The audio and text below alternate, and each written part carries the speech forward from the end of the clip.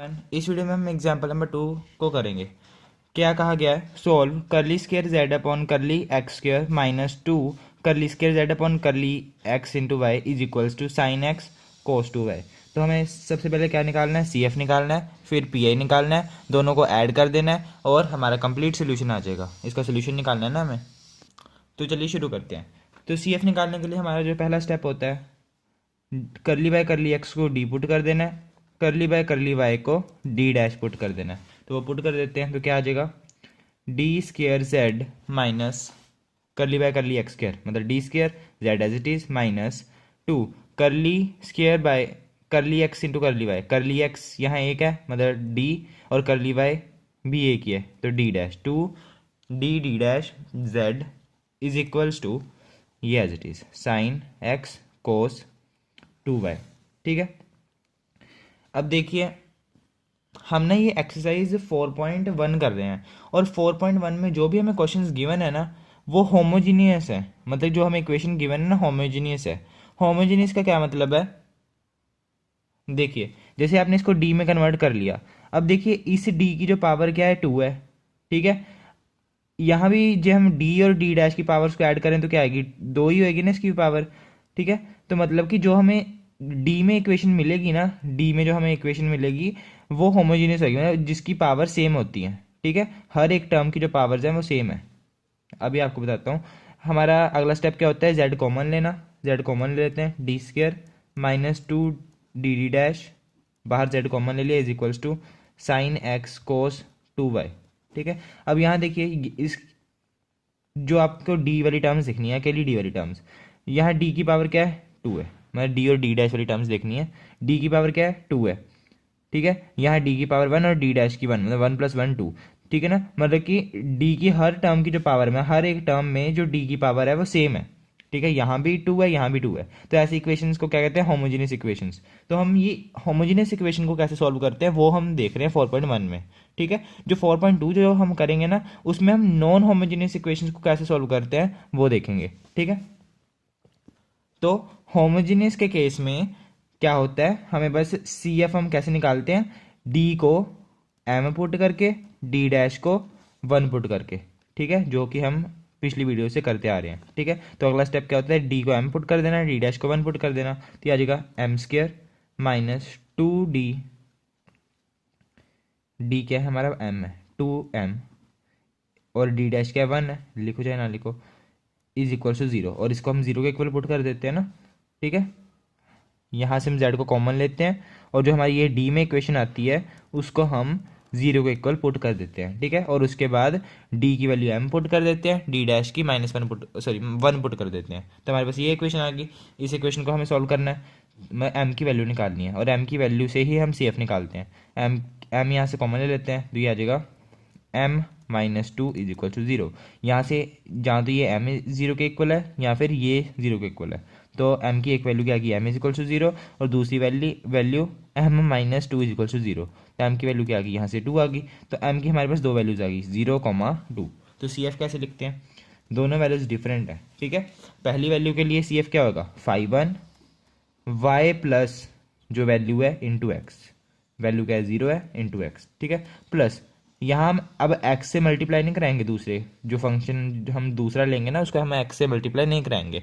क्यों? क्योंकि ये जो वैल्यूज़ हैं वो डिफरेंट है। ठीक है, इसलिए दूसरी वैल्यू 5 y प्लस ये वाली वैल्यू इंटू एक्स। ठीक है, तो इसको मैं ऐसे भी लिख सकता हूँ 5 इंटू वाई, क्योंकि 0 इंटू एक्स तो 0 हो जाता है, तो y प्लस 0 y हो जाएगा, प्लस 5 y प्लस 2x। ये हमारी सी एफ की वैल्यू आ गई। इसको इक्वेशन नंबर 1 मान लेते हैं। अब हमें निकालना क्या है? पी आई निकालना है, पर्टिकुलर इंटीग्रल। पर्टिकुलर इंटीग्रल क्या होता है? P I is equals to 1 upon F of D, function of D, मतलब कि वो वाली इक्वेशन जो डी में है। डी में इक्वेशन कौन सी है? यही है ना, या फिर ये वाली इक्वेशन डी में है ना, इस एक्सप्रेशन को आपको लिखना है यहाँ एफ ऑफ डी की जगह। और जो इज इक्वल्स टू में होता है क्वेश्चन में, देखिए इज इक्वल्स टू में क्या है? Sine x cos 2y। ठीक है, यहाँ करली एक्स या करली वाई की टर्म्स नहीं होनी चाहिए, उसके अलावा जो टर्म्स है उसको वो वाली टर्म्स। ठीक है, इज इक्वल्स टू में वो हम यहाँ लिख देते हैं साइन एक्स कोस 2y। ठीक है, अब हमें पी ए निकालना है। अब मैं 1 अपॉन एफ ऑफ डी की जगह क्या लिख दूंगा? D square -2 D dash. ठीक है, into sine x cos 2y। अब देखिए हमें इस को सॉल्व करना है, ठीक है, इसको सॉल्व करना है। तो कैसे सॉल्व कर सकते हैं? अब हमें पता है कि हमने तो ये वाला पढ़ा है, E raise to power A x plus B Y होगा। तो एक्स जहाँ जहाँ डी है वहाँ एक्स का कोफिशिएंट रख देते हैं, और जहाँ जहाँ डी डैश है वहाँ वाई का कोफिशिएंट रख देते हैं, जैसे कि बी। ठीक है, इसी तरह हमने ऐसे भी पढ़ रखा है साइन ए एक्स प्लस बी वाई।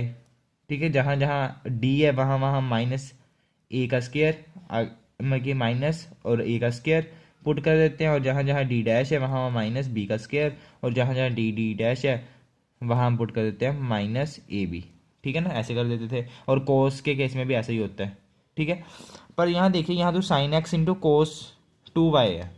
ठीक है, तो देखिए ये तो मल्टीप्लाई हो रहे हैं, तो हम कुछ ऐसा करते हैं कि ये ना प्लस में आ जाए।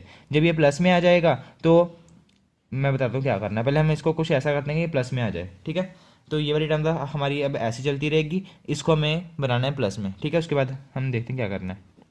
1/d² minus 2d_d। ठीक है, देखिए अब मैं इसको क्या लिख सकता हूँ, साइन एक्स कोस 2y की जगह।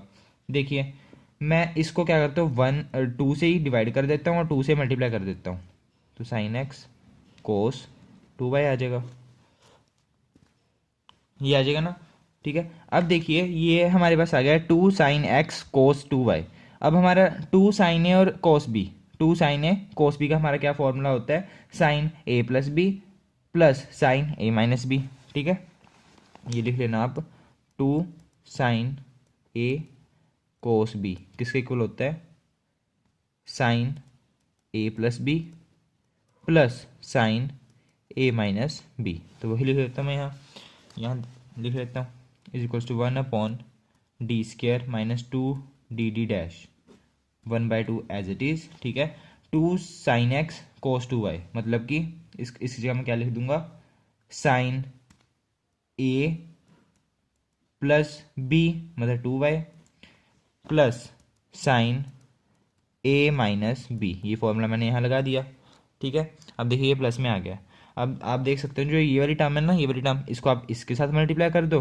ठीक है, और ये वाली टर्म इसके साथ भी हो जाएगी, ब्रैकेट के अंदर ले जाओ। ठीक है, तो इसके लिए अलग से सॉल्व होएगा, ये इसके लिए अलग से सॉल्व आएगा। अभी मैं आपको करके बताता हूँ। तो हमारे पास क्या आ गया था, 1/d² minus 2d_d, 1/2 sign x plus 2y plus sine x minus 2y।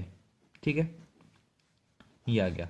अब इस टर्म को मैं अंदर मल्टीप्लाई करा देता हूँ, और ये 1/2 भी तो इसके अंदर मल्टीप्लाई होएगा। ठीक है, तो आ जाएगा 1/d² माइनस 2d_d। ठीक है, और 1/2 को मैं यहाँ आगे लिख लेता हूँ।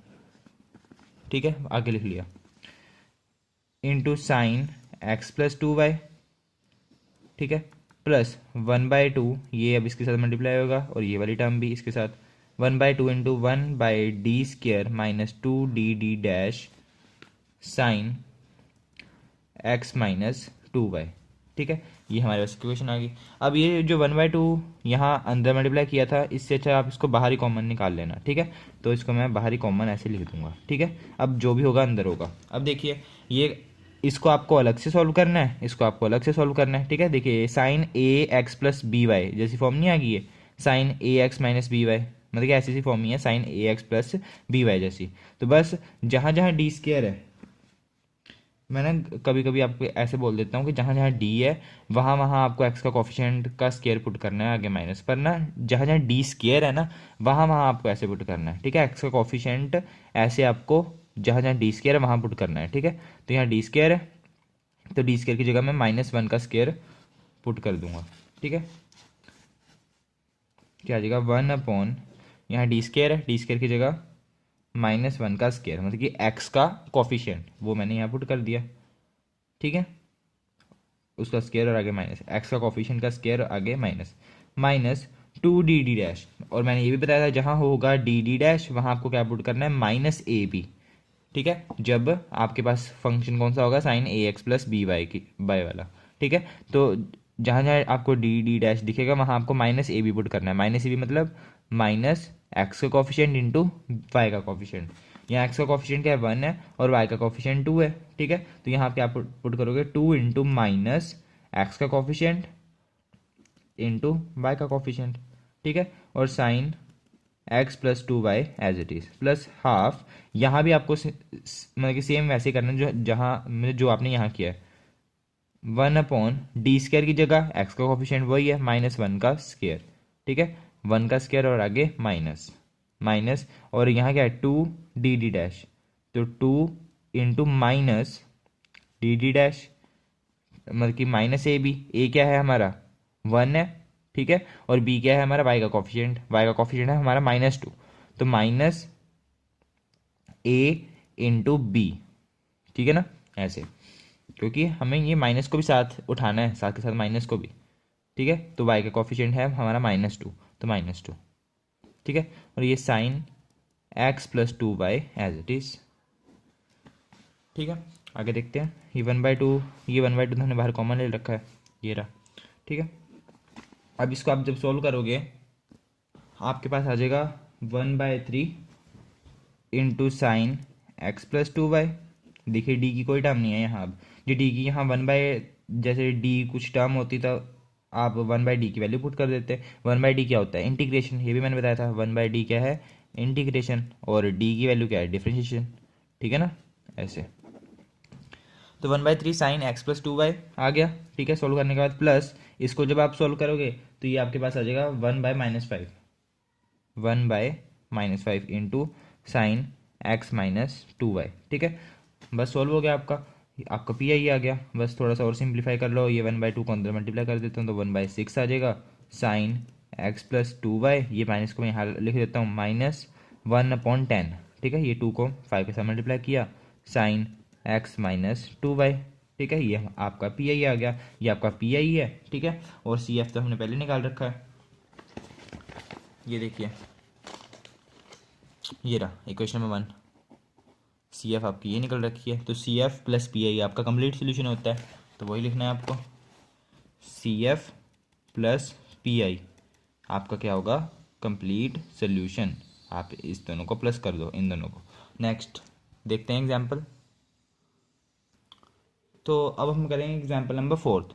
तो एग्जाम्पल नंबर 4 से आपके वो वाले क्वेश्चन मतलब स्टार्ट हो रहे हैं जिनके हमने पीआई के बारे में नहीं पढ़ा, ठीक है। मैंने आपको यहाँ बताया था, ये देखिए, कि हम वो वाले अभी क्वेश्चन शुरू करेंगे। मैंने क्या बताया था कि हम वो वाले क्वेश्चन शुरू करेंगे जहाँ sine x plus B y या फिर cos A x plus B Y होगा = टू में, ठीक है। तब हम पी आई कैसे निकालते हैं, और ये वाले क्वेश्चन भी हमने कर लिए कि इस केस में हम पी आई कैसे निकालते हैं, ठीक है। अब देखिए, जब मैंने कहा था कि आपका कोई फंक्शन ऐसा सा हो एक्स की पावर m इंटू वाई की पावर कुछ, एक्स की पावर कुछ इंटू वाई की पावर कुछ, तब हमें कैसे सॉल्व करना है। या फिर आपका इसकी जगह कोई और फंक्शन हो एक्स और वाई का, जैसे कि x plus 2y, x plus 5y, ठीक है, 2x प्लस 3y या √x प्लस 3y, ऐसे फंक्शन = में हो, तब हमें पी आई को कैसे निकालना है तब वो देखेंगे, ठीक है। तो पहले हम देखते हैं ये वाला, ऐसे फंक्शन जो होंगे इनटू में नहीं, ऐसे बिना इनटू के, ठीक है। तब हमें कैसे सॉल्व करना है तब हम देखते हैं। यहाँ पहले हम ये वाले क्वेश्चन करके देख लेते हैं, क्योंकि ये क्वेश्चन एक्स की पावर m वाई की पावर n, ठीक है, ये वाले क्वेश्चन करके देख लेते हैं। आपके एग्जाम्पल में से कोई क्वेश्चन उठाते हैं, तब हमें कैसे सॉल्व करना है वो देखते हैं, क्योंकि ये थोड़ा थोड़ा आपने वो ऑर्डिनरी डिफरेंशियल इक्वेशन की जो बुक थी उसमें भी आपने कर रखा है, बायनोमियल लगा के हम सॉल्व करते थे जिसको, तो वो देखते हैं। तो ये है आपका example number 6। Solve d² - 2d dash plus d dash का स्क्वायर इंटू में z = 12xy, ठीक है। तो सबसे पहले हमारा स्टेप होता है, जहाँ भी करली y करली x है या फिर करली y करली y है, वहाँ आपको d या फिर d डैश रिस्पेक्टिवली पुट करना है, ठीक है। पर यहाँ आप देख सकते हो पहले से पुट है, ठीक है, पुट किया हुआ है, तो हमें करने की जरूरत नहीं है। नेक्स्ट क्या हमारे पास स्टेप होता है, d² - 2d dash plus d dash square को 0 के इक्वल पुट कर दो, ठीक है। उसके अगला स्टेप क्या होता है, जहाँ भी d है वहाँ आपको 1 पुट कर देना है, जहाँ आपका dd डैश जहाँ यहाँ d है वहाँ आपको m पुट कर देना है, जहाँ d डैश है वहाँ आपको 1 पुट कर देना है, ठीक है। और सबसे पहले आपको ये भी देखना है कि ये इक्वेशन आपकी होमोजीनियस, क्योंकि पेपर में आपको ये तो पता नहीं होएगा कि ये कौन सी एक्सरसाइज का क्वेश्चन है, ठीक है। तो अब आपको ये देखना पड़ेगा ये होमोजीनियस है ना इक्वेशन, तो आप उसके लिए क्या देखोगे, जो डी की पावर्स है हर टर्म में सेम है ना, तो देखिए यहाँ डी की पावर कितनी है, 2 है, ठीक है। यहाँ डी और डी डैश की पावर को मिला के 2 बनती है, ठीक है। यहाँ डी डैश की पावर 2 है, इसका मतलब ये होमोजीनियस है, तो हम वही मेथड यूज़ करेंगे सी एफ निकालने के लिए जो हम करते आ रहे हैं, ठीक है।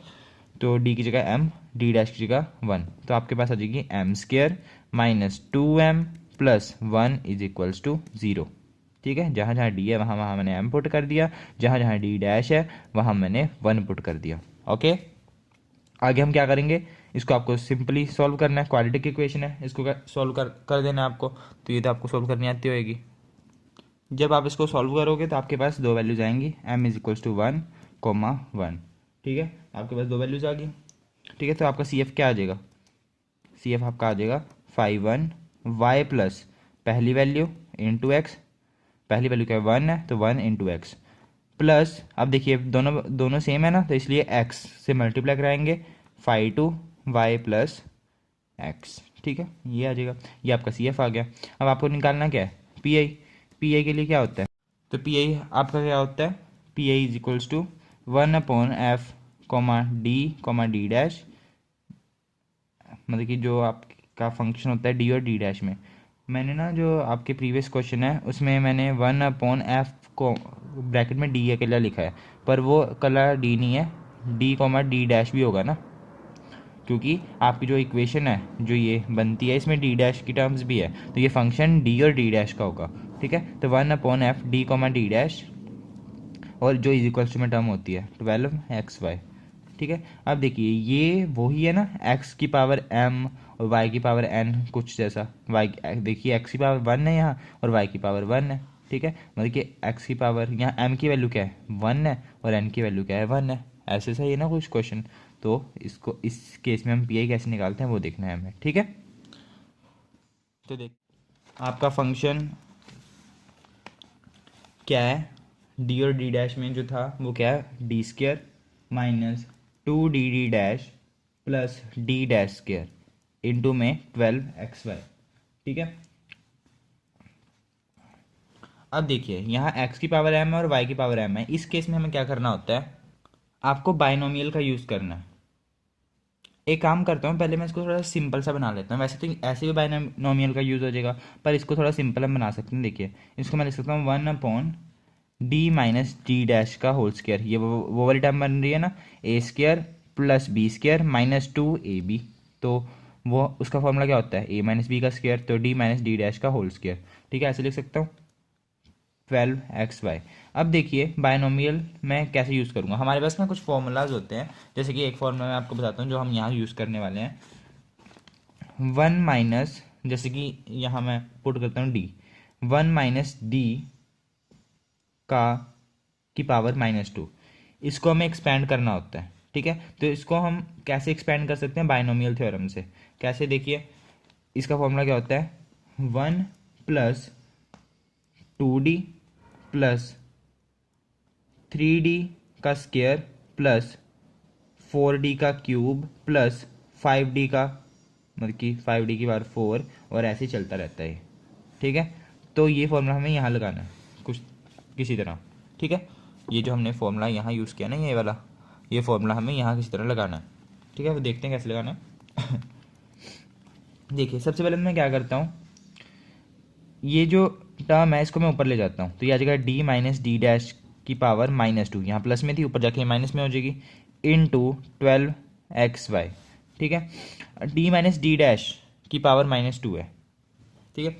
अब यहाँ बायनोमियल थ्योरम लगाने के लिए मुझे कुछ ऐसा बनाना पड़ेगा, कुछ ऐसी सी टर्म आ जाए कि ये वाली टर्म तो वेरिएबल आ जाए और ये हमारे पास 1 आ जाए, तो 1 माइनस कुछ में आ जाए, तो आ सकती है। हम क्या कर सकते हैं, यहाँ से डी को कॉमन ले लेते हैं, वैसे डी को कॉमन लेंगे तो क्या होगा, डी को आपने यहाँ से कॉमन ले लिया, ठीक है, डी को कॉमन ले लिया, क्या बचा आपके पास 1 minus D dash upon D, ठीक है ना। कॉमन लेने का क्या मतलब होता है कि आपने डी से डिवाइड कर दिया दोनों तरफ, ठीक है, और बाहर कर दिया, तो डी से डिवाइड यहाँ करोगे तो 1 आ जाएगा, यहाँ से करोगे तो डी डैश बाई डी आ जाएगा, ठीक है। डिवाइड हो जाता है कॉमन लेने का मतलब, ठीक है। और इस पूरे की पावर -2, ये -2 के अंदर अंदर ही चल रहा है, ठीक है। इंटू में 12xy। ठीक है, उसके बाद देखिए ये हो जाएगा आपका डी की पावर -2। ठीक है, ये पावर मैंने इसको दे दी और इसकी पावर मैंने इसको दे दी, ये पावर इसको दे दी और ये पावर इसको दे दी, इंटू में 12xy इज इक्वल्स टू। ठीक है, इसको मैं ऐसे लिख दूँ 1/d²। ठीक है, 1/d²। अब इसको साइड साइड में रख देते हैं। ठीक है, अब इसका काम नहीं है, अब हमें बस यहाँ बायनोमियल थ्योरम लगानी है। ठीक है, तो वो लगाते हैं। देखिए हमारे पास फॉर्मूला क्या है, 1 + 2d + 3d² + 4d³। ठीक है, जो यहाँ d है, पर यहाँ d की जगह d'/d है। ठीक है, तो इस केस में क्या फॉर्मूला लगेगा, 1 + 2d, d की जगह क्या है d'/d, मतलब 2d'/d। ठीक है, प्लस 3d², मतलब कि 3 और ये वाली टर्म का स्क्वायर d'²/d²। ठीक है, ऐसे ही चलते रहेंगे। ठीक है, हमें ना ये वहाँ तक खोलना होता है जहाँ तक जो ये पावर है एक्स और वाई की पावर हो। ठीक है, तो मैंने यहाँ तक खोल दिया क्योंकि आगे की सारी टर्म्स हमारी जीरो ही बन जाती हैं। ठीक है, तो चलिए आगे देखते हैं। 1 और इंटू में क्या चल रहा है हमारा 12x और y, ये भी तो चल रहा है साथ के साथ। ठीक है, आगे देखते हैं। आगे हम क्या करेंगे, जो 12xy है इसको अंदर मल्टीप्लाई करवा देते हैं, तो 12xy + 2d'/d इंटू में 12xy। ठीक है, प्लस 3d'² इंटू में 12xy। ठीक है, ये कर देना है। अब देखिए यहाँ d' का मतलब क्या होता है, d' का मतलब है derivative with respect to x. ठीक है, partial derivative with respect to X. d' का हमारा क्या मतलब होता है, d' is equal to curly by curly, sorry X नहीं Y, with respect to Y. ठीक है, d' करली बाय करली वाई होता है, और d का क्या मतलब होता है, करली बाय करली एक्स। ठीक है, अब देखिए हम पहले क्या करेंगे, d' को खोल देते हैं। d' का मतलब है हमारा करली बाय करली वाई, करली बाय करली वाई। ठीक है, तो इसका मतलब d' इंटू में 12xy है, मतलब कि हमें इस 12xy का डिफ्रेंशिएशन करना है विद रिस्पेक्ट टू y। ठीक है, तो डिफ्रेंशिएशन कर देते हैं। ठीक है, इसका मतलब यहाँ 12 और x कांस्टेंट है और y हमारा वेरिएबल है। ठीक है, तो पहले हम d' को खोल देते हैं। ठीक है, ये आ जाएगा 1/d², 12xy ये वाला as it is, plus 2d', d' का मतलब partial differentiation with respect to y। तो 12 as it is, x as it is, और y का डिफ्रेंशिएशन कितना होता है 1 होता है, तो आपके पास आ जाएगा 2 × 12x। ठीक है, और अपॉन में 1/d चल रहा है, 1/d चल रहा है ना, ये वाला d तो रह गया, तो 1/d चल रहा है। ठीक है, ये d' का काम खत्म हो गया, प्लस 3। अब देखिए यहाँ d' है, d' का क्या मतलब है, अब देखिए हमारे पास d' था ना, तो इसका स्क्वायर कर दीजिए, तो ये करली बाय करली y² हो जाएगा, है ना। तो ये हमें करना है। देखिए अब करली बाय करली मतलब दो बारी डिफरेंशिएट करना है। एक बारी जब हम इसको डिफरेंशिएट करेंगे तब क्या आएगा, एक बारी आप इस टर्म को डिफरेंशिएट कर दीजिए विद रिस्पेक्ट टू y, तो क्या आ जाएगा 12x आ जाएगा। ठीक है, दूसरी बार इस टर्म को आप डिफरेंशिएट करोगे तो ये 12x तो क्या बन गया, 0 नहीं बन गया, है ना। ये टर्म तो 12x का फिर से डिफरेंशिएशन करोगे विद रिस्पेक्ट टू y तो 0 बन जाएगा। ठीक है, करली बाय क्या हो जाएगा 0, क्योंकि यहाँ y की कोई टर्म नहीं है, अकेली x की टर्म है और 12 है। ठीक है, तो ये कॉन्स्टेंट है, करली बाय करली का क्या मतलब होता है कि y जो है आपका वेरिएबल है और बाकी सारे कांस्टेंट है, तो ये आपका कांस्टेंट हो गया, तो इसका डिफरेंशिएशन क्या आ गया 0 आ गया, मतलब ये पूरी टर्म आपकी क्या बन गई 0 बन गई। तो ये टर्म मैं नहीं लिखता क्योंकि ये 0 बन गया है, और ऐसे ही आपके जो आगे जितनी भी टर्म्स थी, ये डैश डैश डैश जो आगे तक है, सारी टर्म्स क्या हो जाती हैं 0 हो जाती हैं। ठीक है, इसलिए मैंने इनको नहीं लिखा। ये टर्म मैंने इसलिए एक लिख दी ताकि आपको पता चल जाए, क्योंकि अब देखिए ये d' का स्क्वायर है। ठीक है, तब ये 0 हो गया। अब d' का क्यूब होता तो एक बारी डिफरेंशिएशन करते, फिर दूसरी बारी डिफरेंशिएशन करते, फिर 0 हो जाता, तीसरी बार तो फिर 0 ही है। ठीक है, ऐसे तो हमने ये टर्म 0 होगी। अब हमें सिर्फ इसको सोल्व करना है, 1/d² as it is 12xy plus, अब यहाँ देखिए ये 2 है, 2 × 1/d, 1/d किसका 12 × x। ठीक है, तो 1/d का मतलब होता है इंटीग्रेशन, और इंटीग्रेशन किसके रिस्पेक्ट में, विद रिस्पेक्ट टू x, क्योंकि d हमारा क्या होता है करली by curly x, differentiation with respect to x, d हमारा ये होता है ना करली बाय करली x, तो 1/d क्या होगा integration with respect to x, ठीक है। तो यहाँ आप एक्स की इंटीग्रेशन कर दो। एक्स की इंटीग्रेशन क्या होती है, 12 तो कांस्टेंट है ना, 12 को आपने बाहर लिख दिया और एक्स की इंटीग्रेशन एक्स स्क्वायर अपॉन 2, ठीक है। तो 1/d² ऐसे चल रहा है बाहर, 12xy, ठीक है। 2 × 12 कितना, 24, x² अपॉन 2, 2 से 24 कट जाएगा तो 12x²। तो आपके पास आया 12xy प्लस 12x², ठीक है।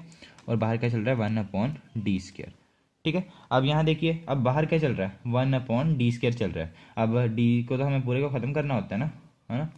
तो हमें क्या करना है, 1/d² का क्या मतलब है, double integration with respect to x, ठीक है। तो इसको मैं इसके साथ भी मल्टीप्लाई कर देता हूँ, इसको मैं इसके साथ भी मल्टीप्लाई कर देता हूँ। तो 1/d² 12xy plus 1/d² 12x², ठीक है। अब देखिए इंटीग्रेशन करनी है बस हमें सिंपल, ठीक है।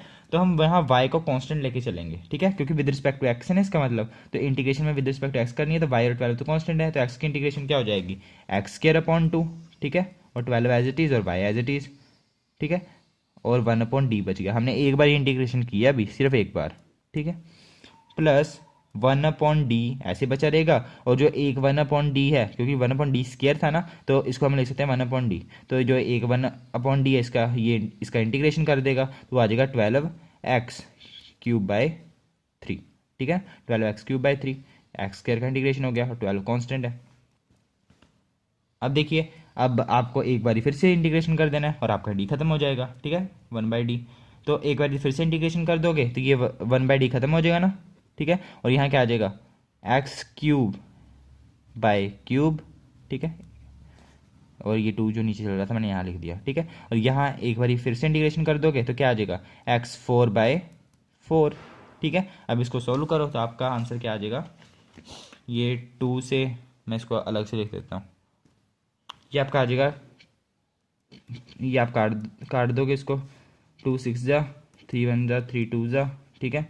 ऐसे इसको काट दोगे, 4 1 जा, 4 3 जा, ये कट के आपके पास जो आपके पास आ गया 2x³y, ठीक है, प्लस x⁴ बचा, ठीक है। तो ये आपका आ गया PI, यहाँ कोई भी d और d' टर्म नहीं है, ठीक है। आपका PI आ चुका है, ठीक है।